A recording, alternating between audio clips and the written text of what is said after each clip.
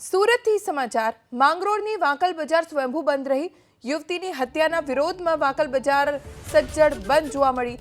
આરોપીને કડકમાં કડક સજા થાય તેવી માંગ કરવામાં આવી અને એટલે જ બજાર સ્વયંભૂ બંધ રહી। કોઈ વેપારીએ કે કોઈ દુકાનદારે પોતાની દુકાન ન ખોલી। યુવતીની હત્યાના વિરોધમાં વાંકલ બજાર સજ્જડ બંધ રહ્યું। ક્યાંય પણ કોઈ દુકાન ખુલ્લી ન દેખાઈ।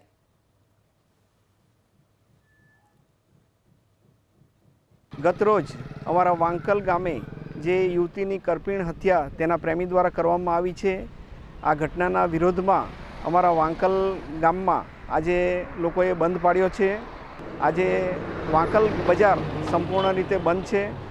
ગતરોજ જે ઘટના બની એને અમે સખત શબ્દોમાં વખોડીએ છીએ। આવી ઘટના ફરી ન બને અને આ કૃત્ય કરનાર ઈસમને સખતમાં સખત સજા થાય એવી અમારી તમામ લોકોની માગણી છે।